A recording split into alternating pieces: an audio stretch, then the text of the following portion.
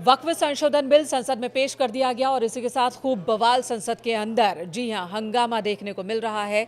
संसद के अंदर सत्ता पक्ष और विपक्ष जोरदार तरीके से, पुरजोर तरीके से अपनी अपनी बात रख रहे हैं।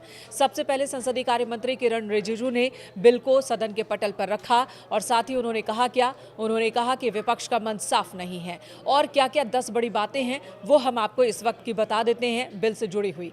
विपक्ष का कहना है कि लोकतंत्र की हत्या कर रही है सरकार, लोकतंत्र की हत्या करने वाला बिल लेकर आई है सरकार, ये कहना है विपक्ष का।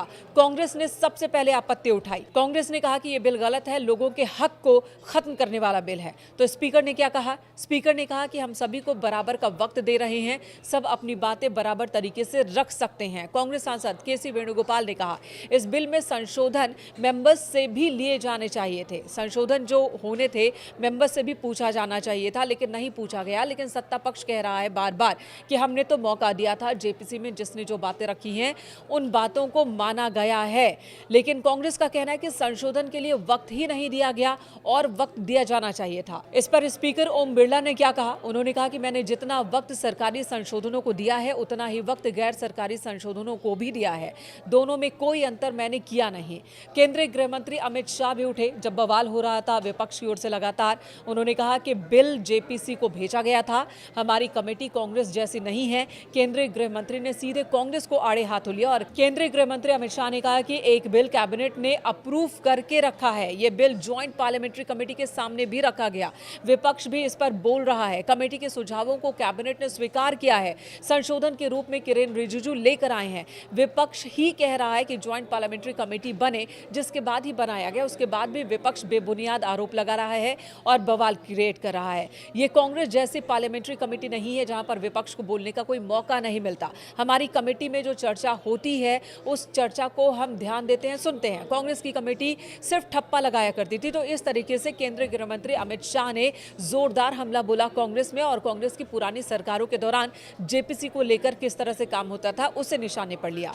बीजेपी को जमीनों से बहुत प्यार है, ये अखिलेश यादव का कहना है। अखिलेश यादव ने भी तीखे शब्दों का इस्तेमाल किया और कहा कि बीजेपी हर मुमकिन कोशिश करती है कि किसी न किसी बहाने जमीन को कब्जा ले। कहीं ना कहीं वक्फ बिल के सहारे अखिलेश यादव ने कहीं ना कहीं वक्फ बिल के बहाने बुलडोजर एक्शन जो उत्तर प्रदेश में लिए जा रहे हैं उसको भी निशाने पर लिया और कहा कि बीजेपी को जमीन से बहुत प्यार है और इसलिए जमीन कब्जाने के लिए ये बिल लेकर आ गई है। वहीं ओवैसी ने एक बार फिर इस बिल को बर्बाद बिल करार दिया, बिल संविधान के खिलाफ है, ये राहुल गांधी का कहना है। राहुल गांधी ने अपने सभी सांसदों की मीटिंग बुलाई और कहा कि हमें एकजुट होकर इस बिल के विरोध में वोट करना है और सभी विपक्षी दलों को एकजुट होना है, इस पर अपनी एकजुटता दिखानी है, यानी कि कहीं ना कहीं शक्ति प्रदर्शन भी दिखाने की तैयारी में विपक्ष है।